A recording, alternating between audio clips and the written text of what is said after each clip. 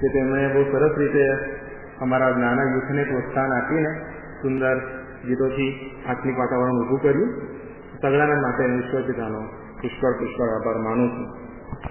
આવો આપણે, તમે જુઓ છો સ્ક્રીન પર આજે જે વાર્તા છે તે આપણે બધા જાણીએ છીએ. અને એ કઈ વાર્તા છે? ઉડાવ દીકરાની વાર્તા.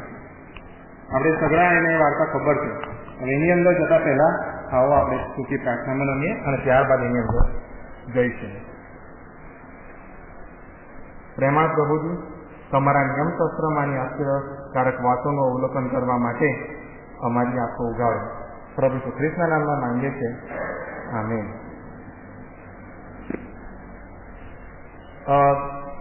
સ્પેશિયલ ગીતમાં આપણે જે ચિત્ર જોયું તે ઉડાવ દીકરાની વાર્તા હતી. તે આપણને બધાને ખબર છે અને આપણે નાનપણથી એ વાર્તા સાંભળતા આવ્યા છે. એનો ઉલ્લેખ લુકની સુવાર્તામાં છે. 15મો અધ્યાય 11-32 આપણને ખબર છે, હમણાં વાંચવામાં આવ્યું તે પ્રમાણે. આ વાર્તા એક દીકરાની છે કે જે પોતાનું ઘર છોડીને ચાલી જાય છે.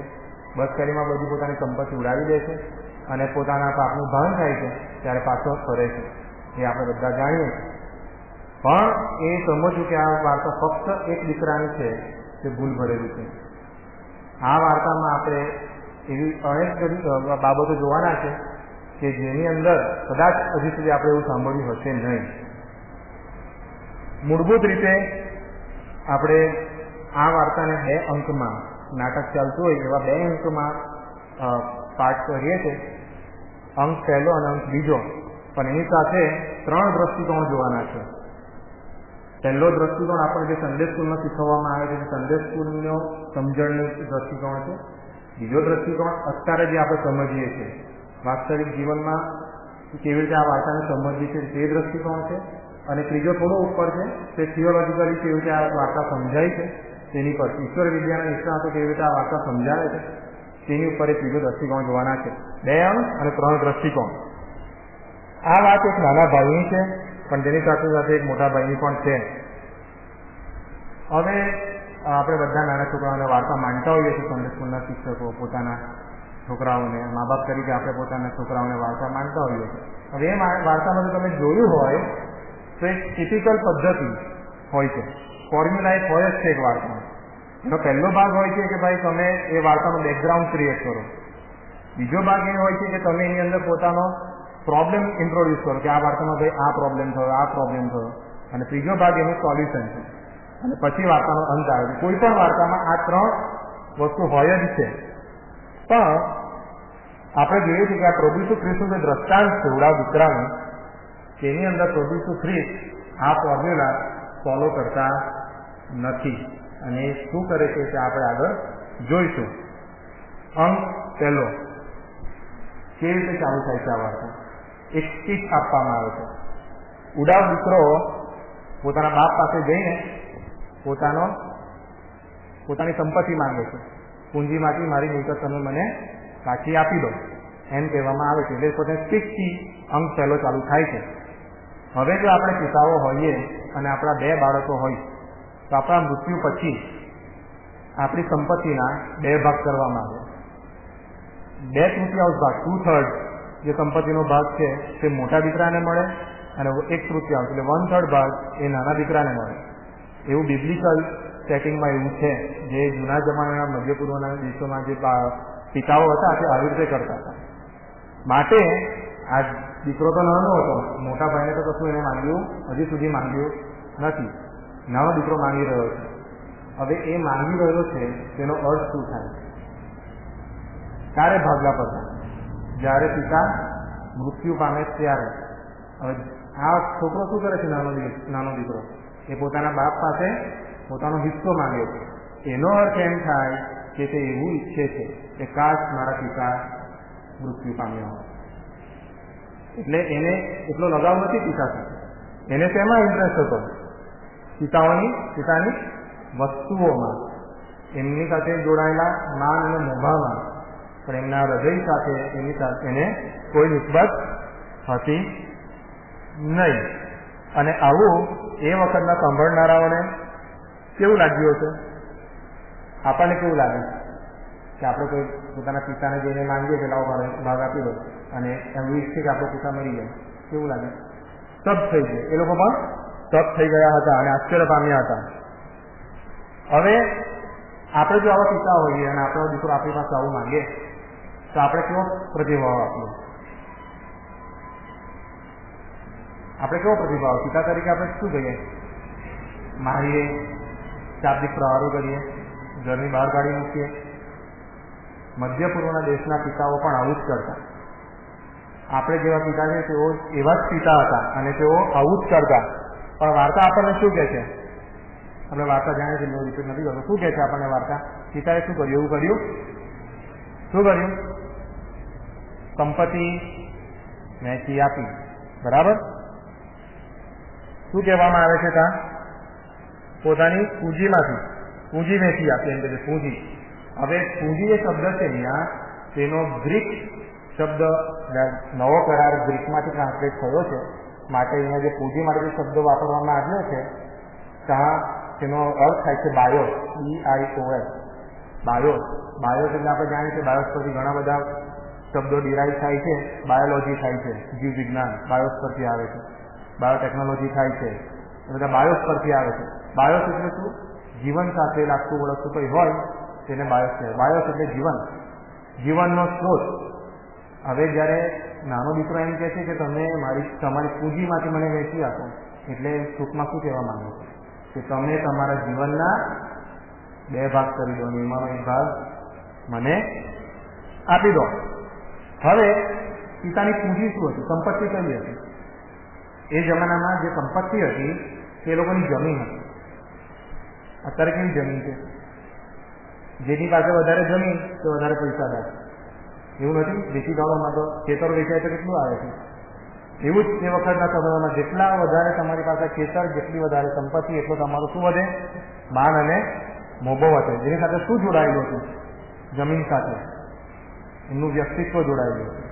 જેટલું વધારે તમારી પાસે જમીન હોય તેટલું વધારે તમારું વ્યક્તિત્વ, સ્ટેટસ તમારું કેટલું હોય? સોસાયટીમાં વધારે હોય. માટે જ્યારે આ નાનો દીકરો વિભાજિત કરવાનું કહે છે કે મને મારી પૂંજી આપી દો, તેનો મતલબ શું થાય છે? એનું સ્ટેટસ પણ એ જોતો નથી. સ્ટેટસનો ભાગ પણ તે નાનો દીકરો પિતા પાસે માંગી લે છે. પછી શું થાય? એ લઈને ચાલ્યો જાય છે, બધું ઉડાવી દે છે, ગરીબ બની જાય છે, ખલાસ થઈ જાય છે અને લોકો તેનો લાભ ઉઠાવ્યા માંડે છે. અહીંયા આપણે જોયું, લોકો એનો લાભ ઉઠાવ્યા હતા પેલા પિક્ચરમાં આપણે જોયું, અને ત્યારે તેને ભાન થઈ છે કે મેં મોટી ભૂલ કરી છે. આ સિમ્પલ વાર્તા છે, આપણને ખબર છે, બરાબર? પણ એ ભાન થાય છે ત્યારે તેના મગજમાં એક પ્લાન રચે છે. કોઈ પણ જુવાન આવું કરે કે કોઈ પણ વડીલ આવું કરે, બરાબર? જ્યારે આપણે પાપ કરીએ ત્યારે આપણે શું વિચારે છે? પ્લાનિંગ કરીએ કે ચાલો ઈશ્વર પાસે આપણે કેવી રીતે જઈશું, મારે પહેલાં શું માંગવાનું, શેની પાપોની માફી માંગવાની, એવું આપણે વિચારીએ. ત્યારે પણ એક યોજના બનાવી. યોજનાની અંદર પાછા 2 ભાગ હતા. એમાંનો પહેલો ભાગ હતો ઘરે જવાનો. સૌથી પહેલા હું શું કરીશ? હું ઘરે જઈશ, એવું વિચારે છે નાનો ભાઈ, બરાબર? હવે ઘર કોને કહેવાય? Home is not primarily a place, it is a relationship. ઘર મૂળભૂત રીતે કોઈ જગા નથી, એક સંબંધ છે. અમે કુટુંબ તરીકે બહાર જઈએ તો અમારું ઘર, અમે જ્યાં આવીએ છીએ ઘર બની જાય. કેમ કે આપણા કુટુંબીજનો આપણને સ્વીકારે છે, આપણને એક્સેપ્ટ કરે છે, આપણને તેમની સાથે રહેવાનું ગમે છે. એટલે આપણે જ્યાં જ્યાં કુટુંબ તરીકે જઈએ ત્યાં આપણું ઘર બની જાય. મંડળીમાં પણ એવું દેવળ છે, પણ મંડળી જ્યાં જાય તે મંડળી કહેવાય. દેવળની બહાર પણ જો મંડળી બેસે તો એ મંડળી કહેવાય. એવું ઘરમાં પણ એવું જ છે, બરાબર? એટલે એને કાં જવાનું મન થયું? ઘરે. અને પહેલો પ્લાનિંગ કરે છે કે હું ઘરે જઈશ. હવે બીજો ભાગ એ છે કે અહીંયા લખ્યું છે કે હું તારો દીકરો કહેવાને લાયક નથી, માટે તારા મજૂરોમાંનો એક મને ગણ, એવું કહેવામાં આવે છે. તેનો બીજો પ્લાન શું હતો? કે હું મારા પિતાને જઈને એમ કહીશ કે હું તમારા દીકરો કહેવાને લાયક નથી, માટે તમારા ચાકરોમાંનો એક મને ગણો. હવે અહીંયા આ જે વિનંતી છે, મજૂરો કે ચાકરો જે કંઈ બી એનો શબ્દનો ઉપયોગ કરવામાં આવે છે, તે વિનંતીમાં એમ નથી કહેતો કે તમે મને તમારો ગુલામ બનાવી દો. ચાકર, મજૂરો અને ગુલામમાં બહુ ફરક છે. ગુલામ લોકો શું કરતા હતા તે સમયમાં કે જ્યાં કઈ બી તેઓ કામ કરે ત્યાં તેઓ ત્યાં જ રહે, કશે જાય નહીં. ખેતરમાં કામ કરે તો ખેતરમાં જ રહે, બિલ્ડિંગ બંધ કરે તો ત્યાં જ રહે. બરાબર, તે સમયના ગુલામો એવું કરતા હતા. પણ આ જે મજૂરો હતા કે ચાકરો હતા તે લોકો શું કરે, ભાડે રાખવામાં આવતા. એ લોકો કામ કરે ખેતરમાં, પાછા પોતાના ઘરે શહેરમાં જઈને રહે, દિવસે આવે ને રાત્રે પાછા જાય. એટલે આવા કોઈક મજૂરો આ પિતાના ત્યાં ખેતરોમાં કામ કરતા હતા. અને આવા મજૂરોમાંનો એક થવાને માટે આ નાનો દીકરો તૈયાર હતો. એટલે એનો એમ થાય કે તે કશું કમાવા માંગતો હતો. ગુલામો કમાવે નહીં. મેં તમને કીધું જ્યાં કામ કરે ત્યાં જ તેઓ રહે, ચલો બધું એનો જે માલિકો છે બધું એને આપે. પણ આ મજૂરો શું કરતા, કમાણી કરતા. એનો અર્થ એમ કે આ નાના ભાઈને શું કરવું હતું, કમાણી.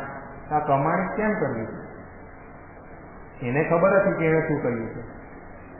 એણે પોતાની સોસાયટી છોડીને ચાલ્યો ગયો, પોતાનો સમાજ છોડીને, બાપને ધિક્કારીને, પોતાના ઘરને ધિક્કારીને ચાલ્યો જાય છે. બસ ફેલીમાં બધું ઉડાવી દે છે. એટલે એને ચોક્કસ ખાતરી છે કે મારા પિતા મને હવે માફ કરશે નહીં. એટલે મારે મારું પ્રાયશ્ચિત મેળવવું પડશે. અને હું કેવી રીતે મેળવીશ? જે મેં લીધું છે કે હું તેમને પાછું આપું. તો એની પાસે તો કોઈ હતું નહીં, એટલે શું કરવું પડે, કમાવવું પડે. માટે તે એમ કહે છે કે તમે મને મજૂરોમાંનો એક ગણો. આ એનું પ્લાનિંગ હતું. હવે તે જાય છે એના પિતા પાસે. પિતા એને દૂરથી જુએ છે. હવે ધારો કે આપણે એવા પિતા છે પાછા કે આપણો આવો ઉડાવ દીકરો આપણી પાસે આવે છે ને આપણે બારીમાંથી જોઈએ છે કે આ ભાઈ આવી રહ્યો છે, તો આપણે શું કરીએ? આવા દેવાના, જોઉં છું એ શું કે છે. જો એની માફી સારી નહીં હોય તો હું કદાચ એને ઘરમાં અંદર આવવા દઈશ નહીં. એવું પિતા તરીકે આપણે કદાચ વિચારીએ. પણ આ પિતા શું કરે છે? દૂરથી આવતો જોઈને તેની તરફ તે દોડે છે. અહીંયા લખવામાં આવ્યું છે કે નાના દીકરાની તરફ જઈને તે દોડે છે. હવે આ દોડવો શબ્દ એટલા માટે મહત્વનો છે કેમ કે એ વખતના સમયમાં બાળકો દોડી શકતા હતા, યુવાનો દોડી શકતા હતા અને સ્ત્રીઓ દોડી શકતી હતી. એટલે એ લોકોને અલાઉડ હતું દોડવા માટે. પોતાનું આ ઊંચું કરીને એ લોકો પગની પાણી દેખાડીને દોડી શકતા હતા. પણ આવા મોભાવાળા માણસો, આવા વડીલો, વૃદ્ધો, તે લોકો કદી દોડતા નહોતા. એ શું કહેવાય, એ લોકોના સ્ટેટસની નીચે કહેવાય. એ લોકો કદી એવું કરી શકે નહીં. પણ આ પિતા શું કરે છે? તેની તરફ દોડે છે. પોતાના પગની પાણી ઊંચી દેખાડીને એ દોડે છે અને તેને ચુમ્મીઓ કરે છે. બરાબર, એને ચુમ્મીઓ કરે છે. હવે ચુમ્મીઓ કરે છે, ગ્રીકમાં એમ લખવામાં આવ્યું છે કે તેને ખભે એ પડી જાય છે. એ પિતા અહીંયા આપણે ઘણા બધા પિક્ચર્સમાં જોઈએ છે, ઇન્ટરનેટ પર તમે જોશો તો એના ખભે પડેલો હશે એ પિતા. એ નાના દીકરાના ખભે પડેલો દેખાય છે એ પિતા. હવે એ નાનો દીકરો કદાચ એમ કહે કે પિતા હવે તમે મને તમારા મજૂરોમાં એક રાખો. પણ પિતા શું કહે છે? શું કરે છે? ચાકરોને બોલાવે છે કે આને શું પહેરાવો? જામો પહેરાવો. બીજું આંગળીમાં વીંટી અને ત્રીજું પગમાં જોડા પહેરાવો. હવે આંગળીમાંની વીંટીનું બહુ મોટું મહત્વ છે.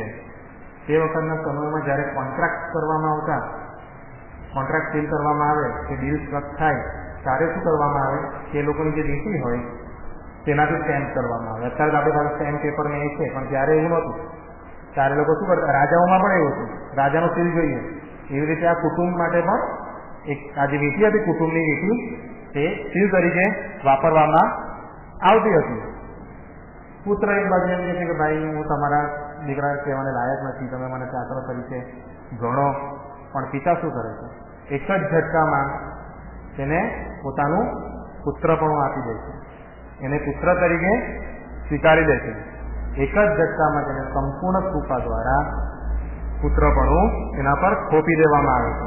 અને ત્યારબાદ શું કરવામાં આવે છે? પાર્ટી, મિજબાની થાય છે. હા, મિજબાની કરવામાં આવે છે. આપણા માના ઘણા લોકો આવા જ હોય છે. ઈશ્વર પાસે આપણને જે જોઈતું હોય છે તે મળી જાય છે, પછી આપણે ઈશ્વરને ભૂલી જઈએ છીએ. આપણે ઈશ્વર પાસે હંમેશા માંગતા રહીએ છીએ. આપણને ગમતું હોય તે જ પાસે. ઈશ્વરની ઈચ્છા તો આપણે જોતા નથી. આપણને ગમતું હોય તે આપણે માંગ્યા કરીએ છીએ. સ્વતંત્રતા માંગે છે, આપણને જે કરવું ગમે છે તે આપણે ઈશ્વર પાસે માંગીએ છીએ. પછી એક દિવસ આપણે નાના ભાઈની જેમ ઈશ્વરથી દૂર ચાલી જઈએ છીએ. અહીંયા ઈશ્વરને પિતાને ઈશ્વર સાથે સરખાવવામાં આવ્યા છે અને નાના ભાઈને આપણી સાથે સરખાવવામાં આવ્યા છે. પછી આપણને શું થાય છે? દૂર ગયા પછી પાપોનું ભાન થાય છે. આ ટિપિકલ છે. પવિત્રીકરણની ક્રિયા આવી જ થાય. ટિપિકલ છે. આપણે પાછા શું થાય છે? પાપનું ભાન થાય એટલે પાછા આપણે ઈશ્વર તરફ આવીએ છીએ અને પછી માફી માંગીએ છીએ. અને નાનપણથી આપણને એવું શીખવાડવામાં આવ્યું છે કે આપણે જ્યારે જ્યારે ઈશ્વર પાસે પાછા આવીએ છીએ, ગમે તે પાપ કર્યો હોય આપણે, ત્યારે અને જો આપણે ખરા દિલથી જો માફી માંગી હોય, પસ્તાવો કર્યો હોય, તો ઈશ્વર આપણને સ્વીકારશે અને ઈશ્વર આપણને પ્રેમ કરશે. એ વાત તદ્દન સાચી છે. અહીંયા શું પૂરું થાય છે? સન્ડે સ્કૂલ આપણી પૂરી થાય છે. અંક 1 અહીંયા પૂરો થાય છે. આ સિમ્પલ હતું એટલે એનું ડિસ્ક્રિપ્શન નથી આપ્યું, પણ આ વાર્તા આપણે જાણીએ છીએ અને એક અંક અહીંયા પૂરો કરીએ છીએ અને પહેલો તબક્કો પૂરો કરીએ છીએ. સન્ડે સ્કૂલની સમજણનો તબક્કો અહીંયા પૂરો થાય છે. પછી શું થાય છે? શું પ્રોબ્લેમ સોલ્વ થયો? ઘરે તો આવી ગયો, પ્રોબ્લેમ સોલ્વ થઈ ગયો. આપણે કીધું કે ભાઈ વાર્તામાં પ્રોબ્લેમ આવે ને પછી એનું સોલ્યુશન આવે. નાના દીકરાનો પ્રોબ્લેમ સોલ્વ થયો કે નહીં થયો? થઈ ગયો. પણ હજી શું બાકી છે? કુટુંબનો મિલાપ થયો. હજી એક પાત્ર બાકી છે. કયું પાત્ર બાકી છે? તો મોટો ભાઈ. અને અહીંયા હવે આપણે વાસ્તવિક જીવન, અત્યારનું જે જીવન છે, આપણે જે સમજણ છે એ તબક્કામાં જવા માંગીએ છીએ. મોટો ભાઈ ક્યાં કામ કરતો હોય છે? ખેતરમાં કામ કરતો હોય છે, બરાબર. હવે તે ઘરની પાસે આવે છે. ઘરની પાસે આવીને શું થાય છે? એને શું સંભળાય છે? કંઈક સંભળાય છે એને, ગીતો અને નાચ દૂરથી આવીને એને તે સંભળાય છે. પણ એ લુક 15:25-28 એવું લખ્યું છે, એ અંદર જવા રાજી થતો નથી. કેમ? એને કેવી રીતે ખબર પડશે કે નાનો ભાઈ આવી ગયો છે? ખબર પડે છે? નથી પડતી. કેમ? પડે છે કે નથી પડતી? પડે છે. એને ખબર, એને એટલા માટે ખબર પડે છે કેમ કે નાચ ગાયન થાય છે, ત્યાં પાડેલો વાછરડો કાપવામાં આવે છે. પાડેલા વાછરડાની વાત હું પાછળથી કરું છું, પણ એને ખબર પડે છે કે નાનો ભાઈ પાછો આવ્યો છે ને એટલા માટે તે અંદર જવા માંગતો નથી. એનો હિસ્સો લઈને તો નાનો ભાઈ ચાલી ગયો. હવે જો કશું પણ વપરાય એ કુટુંબમાંથી તો કોના ભાગમાંથી જાય? મોટા દીકરાના ભાગમાંથી જાય. પિતા શું કહે છે? જે મારું છે તે સગું તારું જ છે. આખી સંપત્તિ, પોતાનું જીવન એ પિતાએ 2 ભાગમાં વેચી કાઢ્યું છે. એમાંનો એક ભાગ તો નાનો ભાઈ લઈને ઉડાવી ગયો. એટલે જે કંઈ પણ બાકી હતું તે કોનું હતું? મોટા દીકરાનું હતું. અહીંયા તમે જુઓ લુક 15:29 કલમમાં તે બાપને જઈને શું કહે છે? મોટો ભાઈ પણ તેણે બાપને કહ્યું કે આટલા બધા વર્ષથી હું તારી ચાકરી કરું છું અને તારી આજ્ઞા મેં કદી ઉઠાતી નથી, તો પણ મારા મિત્રોની સાથે ખુશાલી કરવા સારું તે મને લવારું કરતું પણ કદી આપ્યું નથી. પણ આ તારો દીકરો કસબણોની સાથે તારી મિલકત ખાઈ ગયો. તે પાછો આવ્યો ત્યારે તે તેને સારું પાડેલા વાછરડો કપાવ્યો છે. અહીંયા પોતાના પિતાને પિતા તરીકે સંબોધતો નથી. લખ્યું તો કશે પિતા નથી, બાપ તરીકે સંબોધતો નથી. બીજી વસ્તુ, આ તારો દીકરો, અહીંયા તો એવું લખવામાં, ગુજરાતીમાં એવું લખવામાં આવ્યું છે કે આ તારો દીકરો. એનો અનુવાદ જો તમે અંગ્રેજીમાં કરો તો યોર સન થાય. એ પણ હજી કદાચ યોર સન એને નિસ્બતનું કહેવાય, પણ ઇંગ્લિશ બાઇબલમાં એમ લખે છે ધીસ સન ઓફ યોર્સ. એટલે એકદમ જ નીચલી કક્ષાને એને ગણી નાખી હતું નાના ભાઈને. મોટા ભાઈએ પોતાના બાપની તો માન રાખ્યું જ નથી, નાના ભાઈને પણ એ પોતાનો ગણતો નથી. હવે વાછરડા તરફ આવીએ. સામાન્ય ભોજનમાં તે જમાનામાં કદાચ બકરો કપાય કે મરઘી ખાય, પણ પાળેલો વાછરડો એ લોકો કદી કાપતા નહીં. એ બહુ જ મોંઘો હતો. પાળેલો વાછરડો બહુ જ મોંઘો હતો, એટલે એ લોકો કદી સામાન્ય મિજબાનીમાં તેઓ કદી એને કાપતા નહીં. પણ આ બાપ એ પાળેલો વાછરડો કાપે છે. હવે પ્રાઇવેટ પાર્ટીઓએ ત્યારે પણ આવું કરવામાં આવતું નહીં. માટે જ્યારે બાપા પાળેલો વાછરડો કાપે છે તો આપણે એમ સમજી શકીએ કે એ કંઈક કુટુંબીજનો જેટલું સીમિત જ નહોતું. એ જે મિજબાની હતી તે અમારા કુટુંબીજનોને બોલાવીને અમે પાર્ટી કરી એવું નહોતું. એ કેવું હતું, આખા ગામને એને ઇન્વાઇટ કરેલા. એ દર્શાવે છે, કેમ કે એ બહુ જ મોંઘો પાળેલો વાછરડો હોય, કોઈ એમને એને કાપે નહીં. હવે આ બધું મોટો દીકરો જુએ છે કે આમ બધું થઈ રહ્યું છે. પછી શું થાય છે, આ બધું જોઈને મોટા દીકરાને ખબર તો પડે છે કે આજે મારા પિતા માટે એમના જીવનનો મોટામાં મોટો દિવસ છે. મોટા દીકરા માટે એ સમજવું અઘરું નહોતું કે આ દિવસ તેના પિતા માટે મોટામાં મોટો દિવસ છે. પણ શું એને એની ચિંતા હતી? એ તો બહાર ઉભો છે. જો મોટામાં મોટો દિવસ હોત તો પિતા એને આજે બી કરે ત્યારે તો અંદર જઈ શકત, પણ એને એવું કઈ ચિંતા નથી. એને તેમાં ચિંતા હતી. તેમાં એની પોતાની મિલકતમાં, એની વસ્તુઓમાં. પિતાના હૃદય સાથે એને ચિંતા હતી નહીં. બરાબર?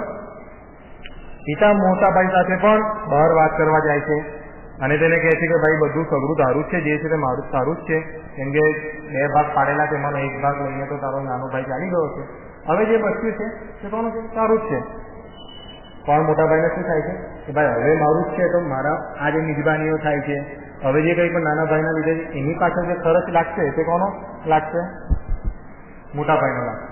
બરાબર? માટે તે અંદર જવા તૈયાર નહોતો. તો પણ પિતા તેની સાથે પ્રેમથી વર્તે છે, તેને આજીજી કરે છે. બરાબર? હવે શું થાય છે વાર્તામાં? ખબર છે કોઈને આના પછી શું થાય છે? અહીંયા પ્રભુ ઈસુ ખ્રિસ્ત આ દ્રષ્ટાંતને અટકાવી દે છે. બરાબર? કેમ એવું કરવામાં આવે છે? જેથી કરીને આપણે આ દ્રષ્ટાંતને સમજીએ. બરાબર? પહેલા દ્રશ્યમાં શું થયું? પહેલા અંકને આપણે કોની સાથે દર્શાવી શકીએ? નાનો ભાઈ ચાલી ગયો, બચ્ચાને ઉડાવી દીધું, પાછો આવ્યો. એટલે આપણને ખબર પડે છે કે પહેલું દ્રશ્ય પાપ સાથે સંકળાયેલું છે. નાના ભાઈએ શું કર્યું? પાપ કર્યું.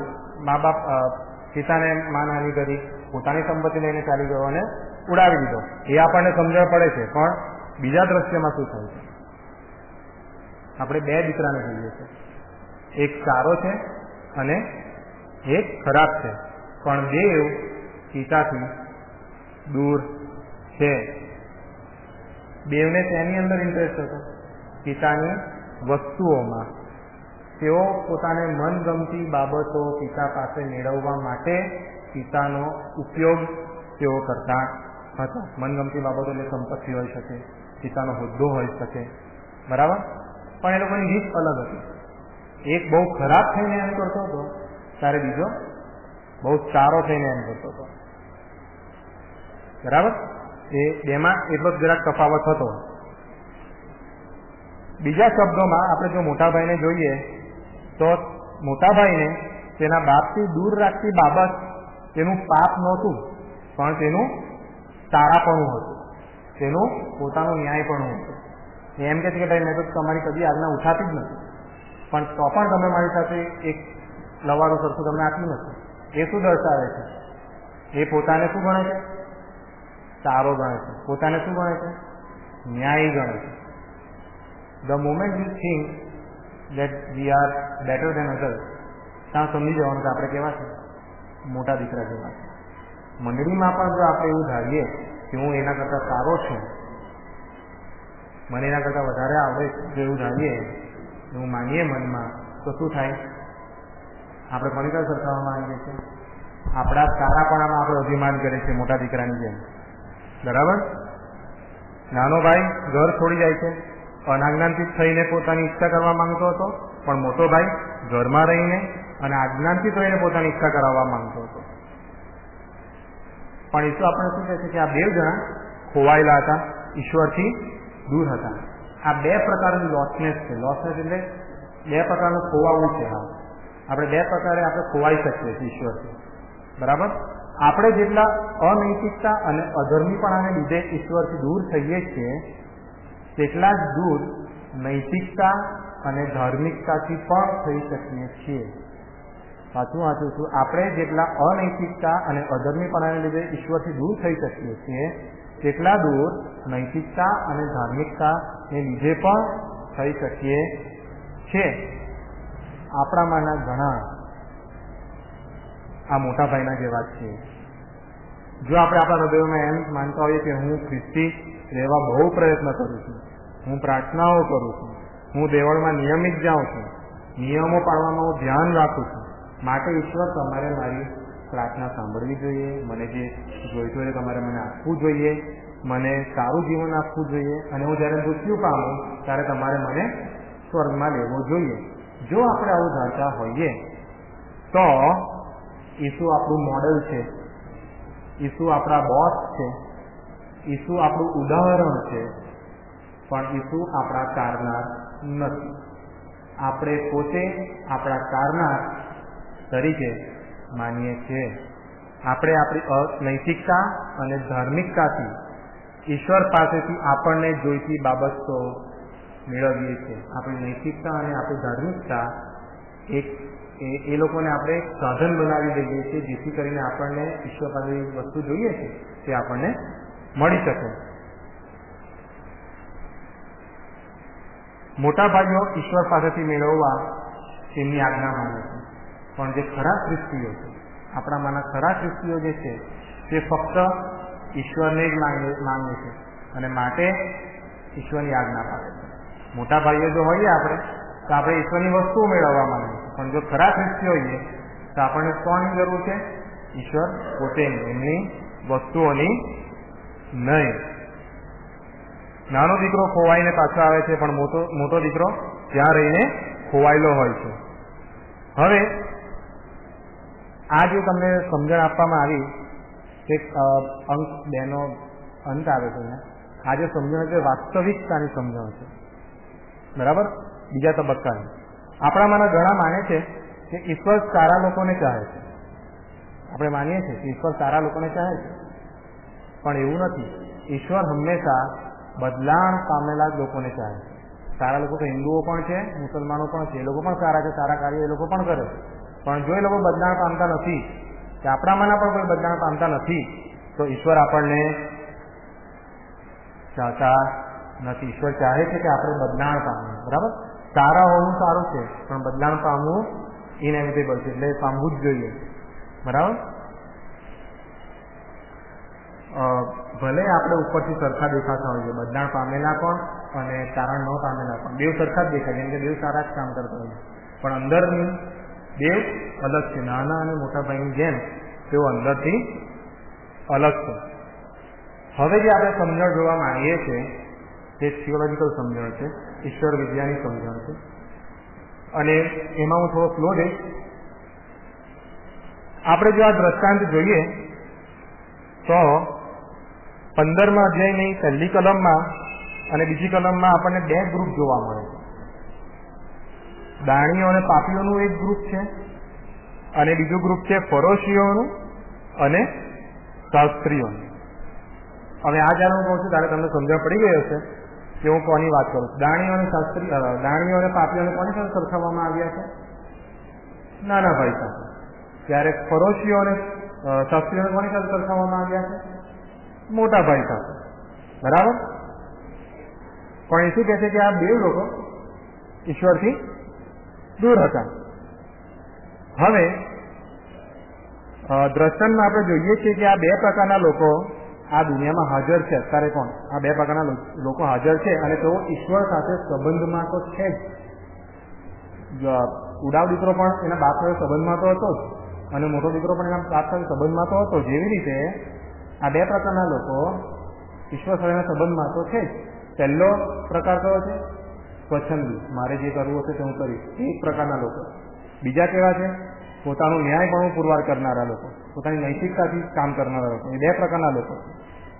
હવે સ્વચ્છંદી લોકો એમ કહે છે કે હું મારી રીતે જીવીશ, મને ગમે તે રીતે જીવીશ, મને સારું લાગે તેમ કરીશ. ત્યારે નૈતિકતાવાળા કેવા શું કહે છે કે ભાઈ હું સારો રહીશ, હું નૈતિકતાના ધોરણે ચાલીશ, એવું કહે છે. પણ બેઉમાં એક સામ્યતા છે. તેઓ બીજાને એમ જ કહે છે કે જો તમે અમારી રીતે કરશો તો જ ઈશ્વર તમને ચાહશે. બીજા લોકોને એમ જ કહે કે તમે અમારી જેમ જીવો તો જ ઈશ્વર તમને ચાહશે. પણ હકીકતમાં શું છે? આ દેવ ઈશ્વરથી દૂર છે, દેવ જણ ખોવાયેલા છે. ઈસુની સુવાર્તા નૈતિકતા કે અનૈતિકતા નથી, કે બેની વચમાં પણ નથી, એ સંપૂર્ણપણે અલગ છે. માટે જો આપણે નાના ભાઈ હોય કે મોટા ભાઈ હોઈએ, આપણે શેની જરૂર છે? આપણે ઘરે પાછા આવવાની જરૂર છે. હવે હું તમને ફરીથી કહું છું કે મોટા ભાઈની જયારે વાત કરવામાં આવે છે ત્યારે પ્રભુ ઈસુ ખ્રિસ્ત ત્યાં એ દ્રષ્ટાંતને અટકાવી દે છે. કેમ એવું કરવામાં આવે છે? તેઓ એટલા માટે એવું કરે છે કેમ કે તેઓ માંગતા હતા કે આપણે એમને શોધીએ, કોઈકને શોધીએ કે જે આપણું સાંભળી શકે, આપણે ઘરે આવવા માટે આશા રાખી શકીએ. માટે ત્યાં એ દ્રષ્ટાંતને એબ્રપ્ટલી અટકાવી દેવામાં આવે છે. કશું આપણે જાણતા નથી કે સોલ્યુશન શું આવે, ત્યાં અટકાવી દેવામાં આવે છે. બરાબર? તો આપણે ઘરે કેવી રીતે પાછા આવી શકીએ? એમ કે છે કે તમે ઘરે આવો, આમ વાર્તામાં તો આજે ઘરે લોટા, પણ આપણે ઘરે કેવી રીતે આવી શકીએ? તો ઈસુ આપણને 3 રીતે ઘરે આવવાનું કહે છે. ઘરે આવવા માટે આપણી પાસે 3 વસ્તુ હોવી બહુ જરૂરી છે. પહેલી વસ્તુ, ઈશ્વર તરફથી પહેલ કરાયેલો તેમનો પ્રેમ. બરાબર? આપણે દ્રષ્ટાંતમાં જોઈએ છે કોણે પહેલ કરી બે બાજુ? પિતાએ. બાપ તેમના 2 દીકરાને ઘરે લાવવા ક્યાં જાય છે? ઘરની બહાર જાય છે. એકને દોડતા ભેટી લે છે અને બીજાને આજીજી કરે છે. બરાબર? ઈશ્વરને આપણે શોધી શકતા નથી, પણ કોણ આપણને શોધે છે? ઈશ્વર પોતે આપણને શોધે છે. એમ કે છે ને, બાપના મોકલ્યા વગર મારી પાસે કોઈ આવી શકતું નથી. પ્રભુ ઈસુ ખ્રિસ્ત કહે છે ને બધી વસ્તુ. બરાબર? એટલે જો બાપ ન ચાહે તો આપણે ઈશ્વર પાસે આવી શકીએ નહીં. એ તમારે સિલેક્શનનો કે ઇલેક્શનનો ડોક્ટ્રીન છે, પસંદગીનો સિદ્ધાંત છે. બરાબર? ઈશ્વર જો પસંદ ના કરે તો આપણે બાપની પાસે આવી શકતા નથી. એટલે ઈશ્વર પાસેથી પહેલ કરવી હોવી જોઈએ, એ બહુ જ જરૂરનું છે. બીજી વસ્તુ, આપણે આપણા પાપો સિવાય બીજી બધી બાબતોનો પણ આપણે પસ્તાવો કરવો જોઈએ. દાખલા તરીકે જો આપણે એવું માનવું હોય કે હું સારો છું, કે મેં સારા કામ કર્યા છે, એવું માનવું પણ એક પાપ છે. આપણે કોઈ સારા નથી. બરાબર? એક કોટ એવો છે કે why does bad thing happen to good people? કેમ ખરાબ બાબતો સારા લોકોને થાય છે? એ સવાલમાં જ એક ભૂલ છે. સારા લોકો હોઈ શકે? કોઈ છે સારું? નથી. બધા જ પતિત છે, બધા જ કોઈક ને કોઈક રીતે પાપ કરે છે, કોઈ સારું નથી. એક જ જણો છે એમ કહે છે કે why does bad thing happen to good people? That happen just once and he volunteer. કોણે વોલન્ટિયરિંગ કર્યું? પ્રભુ ઈસુ ખ્રિસ્તે. સ્વૈચ્છિક રીતે તેમણે પોતાનું એ એક જ સારા વ્યક્તિ હતા અને તેમને ખરાબ થયું. બરાબર? એટલે આપણે એ બાબત આપણા સારાપણા માટે પણ આપણે માફી માંગવી જોઈએ. અને ત્રીજી સૌથી મુખ્ય બાબત એ છે કે આપણને ઘરે લાવવા માટે શું કરવામાં આવ્યું છે તેનાથી આપણું હૃદય પીગળી જવું જોઈએ. કેમ કે જો એમ નથી થતું તો કદાચ આપણે ઘરે પાછા આવી શકતા નથી. આપણને ઘરે લાવવા માટે શું કરવામાં આવ્યું છે તે આપણા હૃદયને સ્પર્શી જવું જોઈએ. હવે જો આ તમે 15મો અધ્યાય જુઓ તો એની અંદર 3 દ્રષ્ટાંત આપવામાં આવ્યા છે. પહેલું દ્રષ્ટાંત જો તમે જુઓ તો 3જી કલમમાં ચાલુ થાય છે. ત્યાં એક ખોવાયેલા ઘેટાનું દ્રષ્ટાંત છે. બરાબર? એ ખોવાયેલા ઘેટાને પાછું લાવવા માટે એક માણસ જાય છે અને એ માણસ તે ખોવાયેલા ઘેટાને પાછો ઘરે લાવે છે. બરાબર? પછી બીજું દ્રષ્ટાંત 8મી કલમમાં ખોવાયેલી અધેલીનું દ્રષ્ટાંત. બરાબર? એ ખોવાયેલી અધેલીને કોણ શોધવા જાય છે? પેલી સ્ત્રી. એ સ્ત્રી એ ખોવાયેલી અધેલીને શોધી કાઢે છે. અને હવે આવ્યું ત્રીજું દ્રષ્ટાંત, ખોવાયેલા દીકરાનું. કોઈ જાય છે ને શોધવા. આ સ્ટ્રાઇકિંગ પોઈન્ટ છે. આ બાબત પ્રભુ ઈસુ ખ્રિસ્ત કેમ અહીંયા અટકાવી દે છે તેનો આ સ્ટ્રાઇકિંગ પોઈન્ટ એટલા માટે છે કે કોઈ એ ઉડાવ દીકરાને, ખોવાયેલા દીકરાને શોધવા જતું નથી. પહેલા 2 દ્રષ્ટાંતમાં તમે જુઓ છો કે ફરોશીઓને, દાણીઓને અને પાપીઓને, શાસ્ત્રીઓને ઠપકો આપવા માટે પ્રભુ ઈસુ ખ્રિસ્ત પહેલા 2 દ્રષ્ટાંતમાં ખોવાયેલાને પાછા લાવવા માટે કોઈને મોકલે છે. પહેલામાં કોને મોકલે છે? માણસ પેલા ઘેટાને ઘરે લાવે છે. બીજામાં સ્ત્રી પેલી અધેલીને શોધી કાઢે છે. પણ ત્રીજા દ્રષ્ટાંતમાં એવું થતું નથી. કેમ એવું નથી થતું? કેમ પ્રભુ ઈસુ આવું કરે છે? કેમ કે આપણને જાણ થાય છે, આપણે શોધીએ કે કોણે એકચ્યુઅલી જવું જોઈએ, કોણે આને શોધવા જવું જોઈએ. ખોવાયેલો જે છે ભાઈ, એને કોણે શોધવા જવું જોઈએ? કોની જવાબદારી હતી? પિતાની હતી કે મોટા ભાઈની? ભાગલા કેમ બમણા હિસ્સામાં પાડવામાં આવતા? મોટા ભાઈને કેમ બમણો હિસ્સો આપવામાં આવતો હતો અને નાના ભાઈને કેમ 1/3 જ આપવામાં આવતું હતું? જ્યારે બમણો હિસ્સો મોટા ભાઈને આપવામાં આવતો હતો ત્યારે તેની સાથે ઘણી બધી જવાબદારીઓ સંકળાયેલી હતી. એનો મતલબ એમ હતો કે એણે, પિતાએ તો પોતાનું જીવન આપી દીધું, એટલે હવે કોની જવાબદારી બને છે? મોટા દીકરાની, જે પોતાના કુટુંબને એક સાથે રાખે. કોઈ ખોવાઈ જાય તો એને મનાવીને પાછો લાવે, મિલકતને એક સાથે રાખે, કુટુંબને એક સાથે રાખે, કુટુંબને કુટુંબ તરીકે રાખે. એ બધી જવાબદારી કોની હતી? એ મોટા ભાઈની હતી. માટે તે લોકોને બમણો હિસ્સો આપવામાં આવતો હતો. જો આ વાર્તામાં જોઈએ તો આ મોટા ભાઈએ શું કરવાનું હતું? મોટા ભાઈને જ્યારે ખબર પડે છે કે આ દીકરો ભાઈ, તમારો નાનો ભાઈ ચાલી ગયો હતો, ત્યારે એને પિતાને શું કહેવાનું હતું? કે ભાઈ, પિતા, મારો ભાઈ મુશ્કેલીમાં છે, કંગાળ થઈ ગયો છે, માટે હું હવે એને શોધવા જઈશ, એને શોધી કાઢીશ અને એને ઘરે લાવીશ. મારે જે કંઈ પણ આપવું પડે હું આપી દઈશ. બરાબર? એવું એને કહેવું જોઈતું હતું. જ્યારે નાનો ભાઈ પોતાનો હિસ્સો એને ચાલી જાય છે ત્યારે બધું જ કોનું હતું? મોટા ભાઈનું હતું.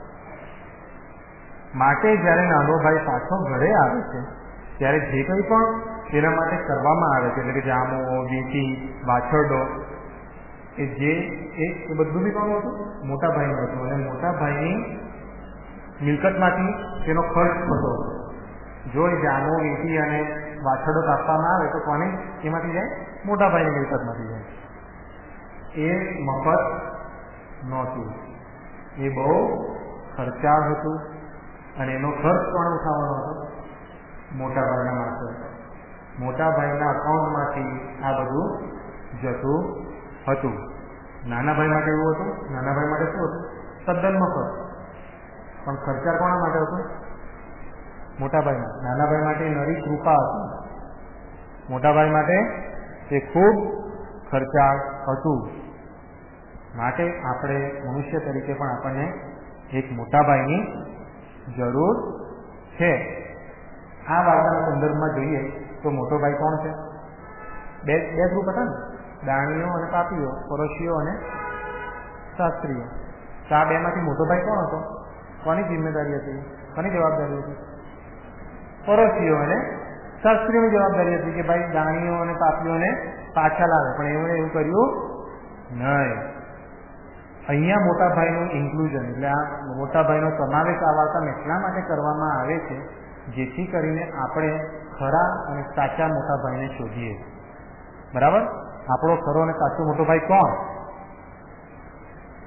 તે કે જેણે ઈશ્વરને સંપૂર્ણપણે પ્રેમ કર્યો, તેની સંપૂર્ણ આજ્ઞા માની, પૃથ્વી પર આવ્યા, દેવને પૂરા મનથી, પૂરા સામર્થ્યથી અને પૂરા જીવથી પ્રેમ કર્યો, જેવો પોતાને જેવો તેવા પોતા પાડોશીને પણ પ્રેમ કર્યો. અને તેમની પાસે જે બધું જ હતું તે બધું મૂકીને તેઓ આ પૃથ્વી પર આવ્યા. પણ તેમના જીવનના અંત ભાગમાં શું થાય છે? હું ખબર પડે છે કોની વાત કરું? પ્રભુ ઈસુ ખ્રિસ્ત. તેમના જીવનના અંત ભાગમાં શું થાય છે? તેમને કોઈ જામો મળે છે? તેમને તેમના કપડાં પાડી નાખવામાં આવે છે. તેમને પાળેલો વાછરડો મળતો નથી, પણ તેમને શું મળે છે? સરકો મળે છે. સરકો પીવા આપે છે. તેમને માનની વીંટી મળતી નથી, પણ શું મળે છે? કાંટાનો મુગટ બને છે. બરાબર? એમના અંત ભાગમાં આવું થાય છે. અને ખરા મોટા ભાઈ આજે આપણને શું કહે છે કે મેં આ બધું તારા માટે કર્યું જેથી કરીને તું ઘરે આવે. યોહાન 14 શું કહે છે? હું તમારા માટે જગા તૈયાર કરવાનું જાણું છું. આ કેમ? આ બધી જગા તૈયાર કરતા હતા. તું ઘરે આવે માટે હું આ બધું કરું છું. બરાબર? તને જામો અને વીંટી મળે માટે મારા વસ્ત્રો પાળવામાં આવ્યા, અને તને પુત્રપણાનો આશીર્વાદ મળે માટે મને મારી નાખવામાં આવશે. બરાબર? તારા માટે તારણ સંપૂર્ણપણે મફત છે, પણ પ્રભુ ઈસુ ખ્રિસ્ત માટે એ પુષ્કળ ખર્ચાળ હતું. આપણે સમજી શકતા નથી કેટલું ખર્ચાળ હતું. આપણે સ્વર્ગમાં જઈશું તો કદાચ ખબર પડશે કે સ્વર્ગ કેવું હશે, અને તે છોડીને પૃથ્વી પર આવવું તે કેટલું ખર્ચાળ હશે કે આપણે કદાચ સ્વર્ગમાં જો જઈશું તો જોઈશું. બરાબર? અને એ માટે જ પ્રભુ ઈસુ ખ્રિસ્ત આ દ્રષ્ટાંતમાં મોટા ભાઈને ઉમેરે છે. આપણને એવા મોટા ભાઈની જરૂર નથી કે જે બાજુના ગામમાં જઈને આપણને પાછા મેળવી લાવે. આપણને એવા મોટા ભાઈની જરૂર છે જે આકાશથી પૃથ્વી પર ઉતરીને આપણને સ્વર્ગમાં લઈ જાય. આપણને એવા મોટા ભાઈની જરૂર નથી કે જે પોતાના ખિસ્સામાંથી અમુક પૈસા આપીને આપણને પાછા ખરીદી લાવે, પણ આપણને એવા મોટા ભાઈની જરૂર છે કે જે પોતાનું જીવન પણ આપણને ઘરે લઈ જવા માટે આપી દે. વધસ્તંભ પર ઈસુએ આપણું ઋણ સંપૂર્ણપણે ચૂકવી દીધું છે. આપણા પાપોની સાથે સાથે આપણું ન્યાયપણું પણ આપણને માફ કરવામાં આવ્યું છે. દેવ નાના ભાઈના પાપો અને મોટા ભાઈનું ન્યાયપણું, એ દેવ આપણને શું કરવામાં આવ્યું છે?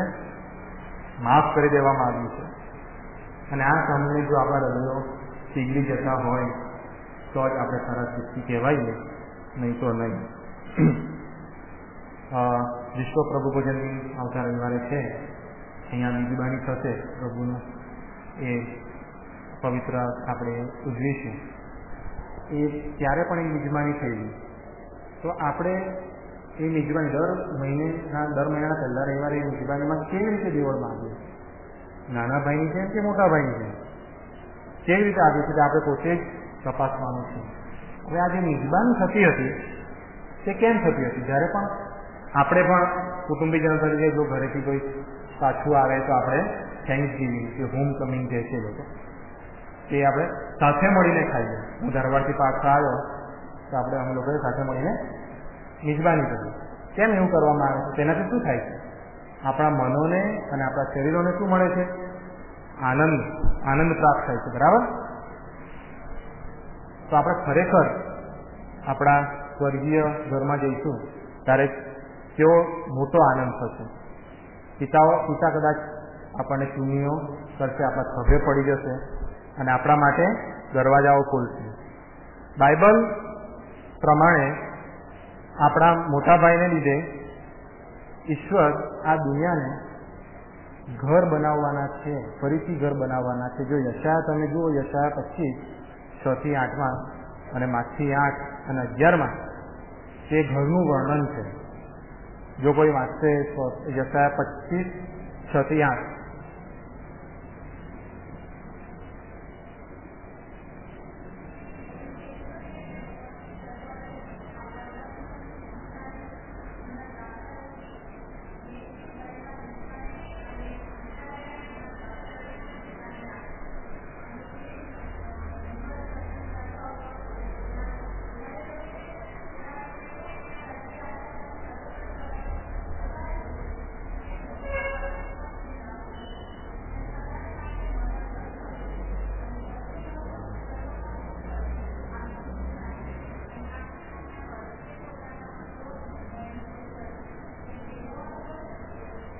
આ યહોવાનું વચન છે કે જે ફરીથી પૃથ્વી પર ઘર બનાવવાના છે.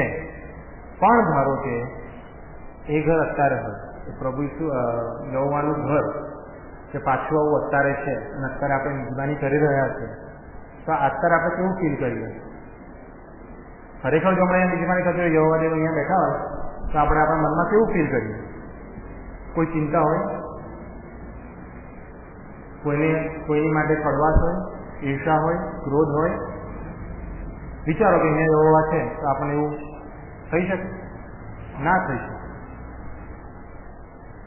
એક ઉદાહરણ આપું છું. એક ક્રિકેટ ટીમ વર્લ્ડ કપ જીતી અને તેના કોચને એક રિપોર્ટરે એમ પૂછ્યું કે તમે હમણાં 2-3 ટુર્નામેન્ટથી જ આ ક્રિકેટ ટીમના તમે કોચ બન્યા છો, તો તમે આ કોચ પદ સ્વીકારવા પહેલાં તમે શું કર્યું? કેવી રીતે તમે આ સ્વીકાર્યું કોચ પદ આ ટીમનું? તો એ કોચે એમ કીધું કે હું મારા રૂમમાં ગયો, મેં મારું ભાવનું બંધ કર્યું અને એકાંતમાં મેં પ્રભુની પ્રાર્થના કરી કે મારે આ ટીમનું કોચપદ સ્વીકારવું કે નહીં, અને પછી મેં આ ટીમનું કોચપદ સ્વીકાર્યું અને એ ટીમ વિજેતા બની. અને એ ટીમ કોણ છે તમને ખબર છે કઈ ટીમ છે? એ ટીમ ઇન્ડિયા છે. 2011નું જે વર્લ્ડ કપ જીત્યું તે ઇન્ડિયન ટીમ છે અને એનો કોચ જે છે તે ગેરી કર્સ્ટન છે. ગેરી કર્સ્ટન 2011ની ઇન્ડિયન ટીમનો કોચ હતો અને તેણે આવું કર્યું. એટલે તેના આનંદમાં પણ એ કોને માન અને મહિમા આપ્યો? ઈશ્વરને. એને એમ કે ના મેં કહ્યું મારા તારા પણ એવું કર્યું ના, એને કોને માન અને મહિમા આપ્યો? ઈશ્વરને માન અને મહિમા. કેવી રીતે લેડીઝ ટીમને ગમ્યું? એણે શું કર્યું? માફી આપી દીધી. એના દુઃખમાં પણ એને કોને મોટા બનાવ્યા? ઈશ્વરને. એક બાજુ જોઈએ છે તો કસ્ટરને પોતાના આનંદમાં ઈશ્વરને મોટા બનાવ્યા, ત્યારે લેડીઝ એને પોતાના દુઃખમાં ઈશ્વરને મોટા બનાવ્યા. એક બાજુ આ 2 જણા છે અને એક બાજુ નાનો ભાઈ અને મોટો ભાઈ છે. બેમાં તમે તફાવત જુઓ છો. તો આપણે કેવા હોવું જોઈએ? જો અહીંયા પ્રભુ દેવ હોય તો આપણે કેવા હોવા જોઈએ? કાં તો કસ્ટન જેવા હોવા જોઈએ, કાં તો લેડીઝ ટીમ જેવા હોવા જોઈએ. બરાબર? આપણે જો આનંદ મેળવવો હોય તો આપણે શું શોધી રહ્યા છે આ જીવનમાં? આપણને આનંદ શેમાંથી પ્રાપ્ત થાય છે? કે સિક્યોરિટી, આપણને સલામતી શેમાંથી પ્રાપ્ત થાય છે? શું એ આપણા કરિયરમાંથી છે કે આપણા સંબંધોમાંથી છે? સંબંધોમાં જો સિક્યોરિટી આપણી હોય, હા એ લોકો આપી શકે, સારી વસ્તુ છે. કરિયરમાં બી આપણે ચલો ભાઈ મારું જીવન નીકળી જશે, સંબંધ સારા રાખીએ તો હા ભાઈ મારું જીવન નીકળી જશે. સલામતી છે, પણ એ કેવી છે? ક્ષણભરમાં છે. જો આપણી સલામતી ઈશ્વરમાં નથી તો આપણે રખડી જઈ શકીએ છીએ.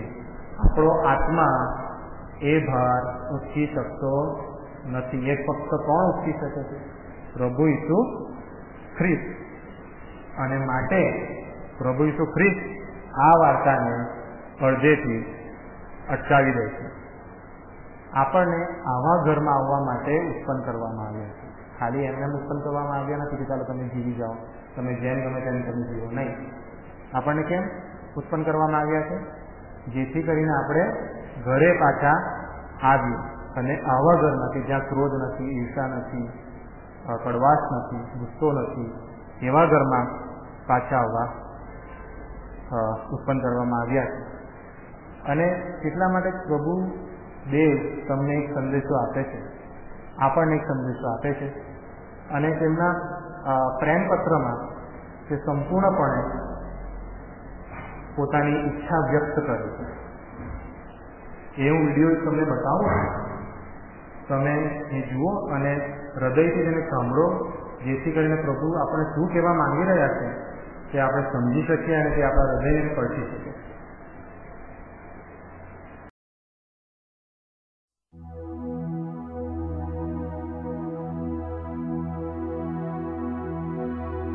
જે શબ્દોનો તમે અનુભવ કરવાના છો તે સત્ય છે. તે તમારું જીવન બદલી નાખશે જો તમે તેમ થવા દો તો. કેમ કે તે ઈશ્વરના હૃદયમાંથી આવે છે. એ તમને પ્રેમ કરે છે. તમે આખી જિંદગી જેને શોધતા હતા તેવા તે પિતા છે, અને આ તમારા માટે તેમનો પ્રેમ પત્ર છે.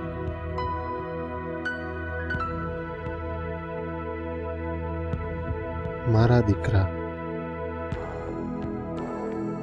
તું મને ન ઓળખતો હોય પણ હું તારા વિશે બધું જાણું છું.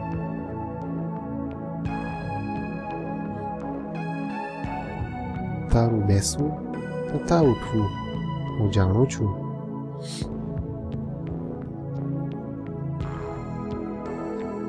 હું તારા બધા માર્ગોનો માહિતગાર છું.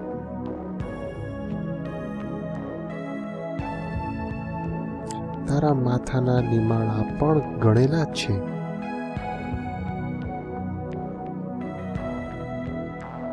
કેમ કે તને મારા સ્વરૂપમાં ઉત્પન્ન કરવામાં આવ્યો છે. મારામાં તું જીવે છે, હાલે છે અને હોય છે. કેમ કે તું મારું સંતાન છે.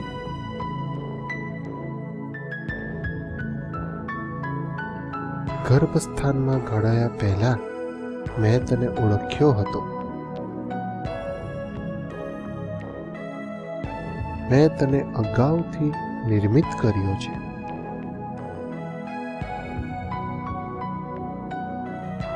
તું કોઈ ભૂલ નથી.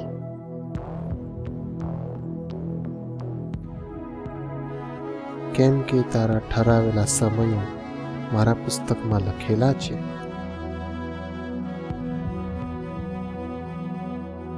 મેં તારા જન્મનો ચોક્કસ સમય અને તારું રહેઠાણ નક્કી કર્યા છે. ભય તથા આશ્ચર્ય પમાય એવી રીતે તને રચવામાં આવ્યું છે. તારી માના પેટમાં મેં તારી રચના કરી છે. ને તારા જન્મના દિવસે હું તને બહાર લાવ્યો.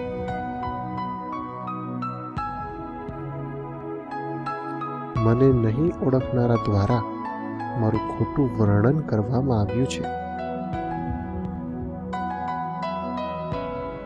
હું દૂર નથી અને ગુસ્સે પણ નથી. હું તો સંપૂર્ણ પ્રેમની અભિવ્યક્તિ છું. તને અનહદ પ્રેમ કરવાની મારી ઉત્કંઠા છે.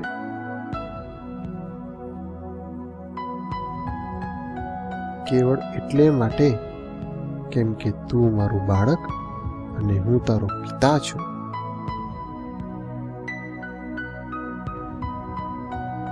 દુનિયાવી પિતા આપી શકે તેથી વધુ હું તારી સમક્ષ રજૂ કરું છું, કારણ કે હું સંપૂર્ણ પિતા છું.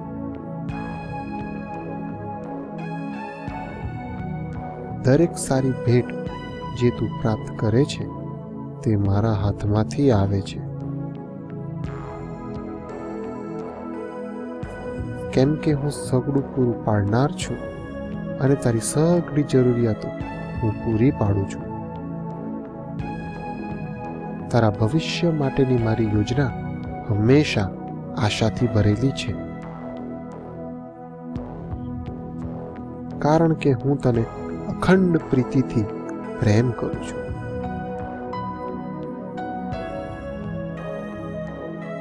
તારા માટે મારા વિચારો રીતિના કણ સરખા અગણ્ય છે. હું ગાતા ગાતા તારા માટે હર્ષ કરું છું.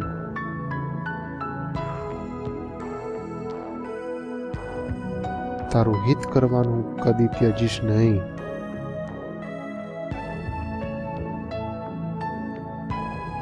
કેમ કે તું મારું ખાસ ધન છે.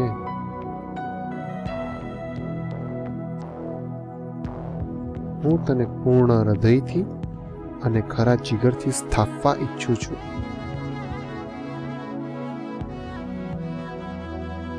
હું તને મહાન અને ગૂઢ વાતો બતાવવા માંગુ છું.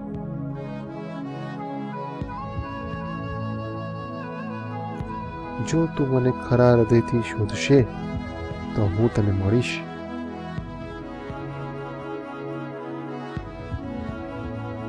મારામાં આનંદ કર અને હું તારા હૃદયની ઈચ્છાઓ પૂરી પાડીશ. કેમ કે એ ઈચ્છાઓ આપનાર હું છું.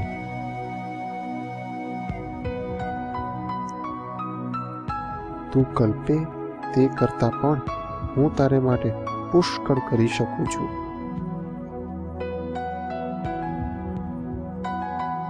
કેમ કે હું તારો મહાન આશા આપનાર પિતા છું.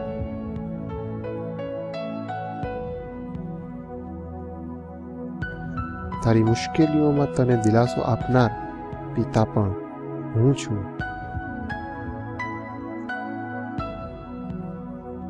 જ્યારે તારું હૃદય તૂટે છે ત્યારે હું તારી પાસે હોઉં છું.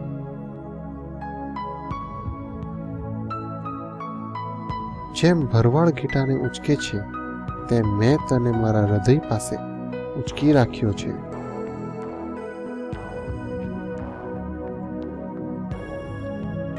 એક દિવસ તારી આંખમાંનું દરેક આંસુ હું લૂછી નાખીશ.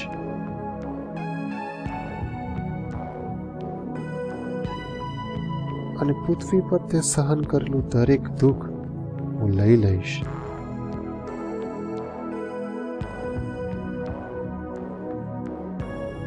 હું તારો પિતા છું અને જેમ મેં મારા પુત્ર ઈસુને પ્રેમ કર્યો તેમ હું તને પણ પ્રેમ કરું છું. કેમ કે ઈસુમાં તારા પ્રત્યે મારો પ્રેમ મેં જણાવ્યો છે. તે મારા હોવાની આબેહૂબ પ્રતિમા છે.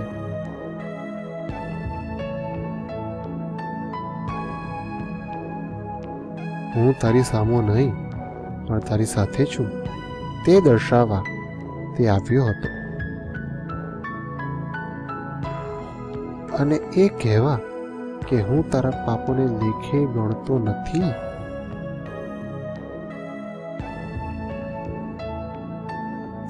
ઈસુ મર્યો જેથી કરીને તારા અને મારા વચ્ચે સમાધાન થાય. તેનું મરણ તારા પ્રત્યે મારા પ્રેમની શ્રેષ્ઠ અભિવ્યક્તિ છે.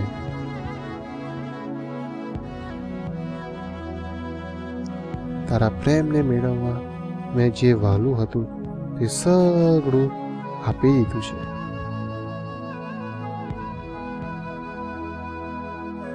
જો તું ઈસુને ભેટ તરીકે સ્વીકારશે તો તું મને સ્વીકારશે.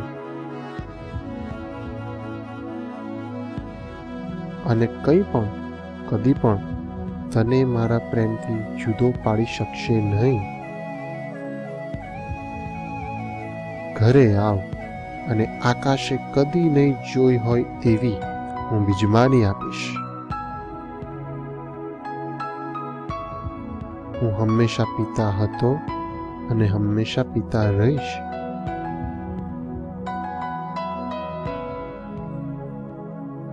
મારો સવાલ એ છે કે શું તું મારું બાળક બનશે? હું તારી રાહ જોઈ રહ્યો છું.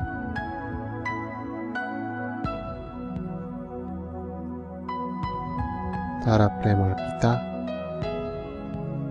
સર્વશક્તિમાન ઈશ્વર.